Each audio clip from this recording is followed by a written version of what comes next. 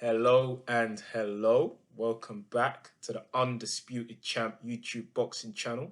If you like the videos, make sure you like and subscribe. And let's get into the day. We are talking about the post-fight to Danny Swift Garcia versus Errol the Truth Spence. And this one's been a bit delayed. My real life has actually been getting in the way of me putting out some videos this week, but I'm back. I'm going to start putting them out again. And what can I say? Errol, you proved me wrong. You proved me wrong. You've made a much better recovery than I anticipated from such a horrific accident. And you made the win against Danny look good. You outworked him. Your jab was a lot better than his jab. You looked like you were able to hold the punches better than I expected. And it was a hard man's performance. You stood in there, you took the shots that you needed to take, and you got your shots off, which were more effective and which were in more volume. So props to you, Errol. I'd have to eat a little bit of humble pie because I didn't think you'd be able to come back against a tough opponent like Danny and put in such a good performance. And I was questioning your chin a bit, but you dispelled all of those rumors. And I'll give you your props where they are due, and they are due right now. One thing I will say, I was disappointed in Danny. Early in the fight, he moved a little bit, but his slow feet sort of showed up, and I was a little bit wary about this in the pre-fight vid, and I guess my skepticism was warranted because his slow feet just couldn't quite catch up to Errol. He moved his head and he tried to stay out of the way of the punches, but he just couldn't move enough, and he couldn't change his game plan. I was listening to the corner work from his dad, and his dad was giving him the right instruction. Angel was giving the right instruction. He was like, you need to throw more punches. You need to be more active.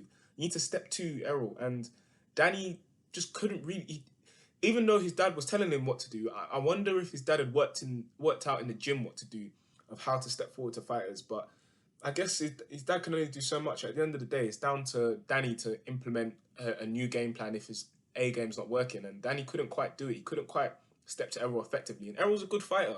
He's a very good fighter. This was the best opportunity for Danny to beat Errol Spence. And if you can't beat him now, then he's never going to beat Errol Spence. He's just not on that level. And now that's a loss to Errol Spence. That's a loss to Keith Thurman. That's a loss to Sean Porter. That's three of the top welterweights you've lost to already, Danny. So he's a good fighter, but he's not quite a top. He's not the upper echelon welterweight. He's the tier below that now, and that's been proven to me. And yeah, I'll take that into consideration when I'm picking fights going forward, including Danny, and I let that be known. One thing I will say though, the instructions that his dad was giving him were correct instructions, which is a complete contrast to what I think going on to another fight, which was the Anthony Yard versus Lyndon Arthur fight. Complete opposite of what Tunde was giving him. When Yard was getting his head sort of jabbed in, Tunde needed to tell Yard, move your head, step in, apply pressure.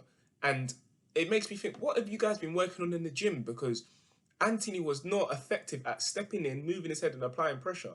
But that's a side note anyway. Back to the Garcia and Spence fight. Spence didn't look 100. He still was a bit slow with slipping some of Danny's shots, because Danny was landing on him a little bit. He didn't slip as many punches as I thought he should have, and I don't think he was as fluid as he normally is. But having that as your first comeback fight from such a horrific car accident, as I've said, and performing like that, I have to give you a little bit of slack, and I have to give you your props. So well done, Spence. I hope you can push on now. And the next fight I want to see for Errol Spence is Terence Crawford. I don't want to see any other fights. I don't want to hear about any. I know they're talking about the Manny Pacquiao fight. Yes, okay fight, but Manny Pacquiao's old. That's just a name to put on your record. I want to see the Terence Crawford fight, and I want to see it next. You're both in your prime. You're both in the welterweight division. You're both champions. Let's fight. Let's fight. I don't want to hear about politics. I don't want to hear about this. I don't want to hear about that. Boxing has been spoiling us recently, and I shouldn't have to say he's been spoiling us, because this is how boxing should be. It should be cards, and at the top of the build of cards should be 50-50 fights, and those 50-50 fights should be against big names. And that's what we've been getting recently because of COVID. People have had to fight people because there haven't been fights in the year, and they're trying to make bigger fights to make as much money in one fight instead of fighting 3 times a year against not so big names. But let's have the fight next. Come on, Errol. Come on, Crawford. I know I'm hearing more positive things from Crawford's side than I'm hearing from Errol's side. Errol, I want to hear you talking about Crawford. I want to hear you mention his name. When they ask who you want to fight next, I don't want to hear about you going to your ranch and riding horses.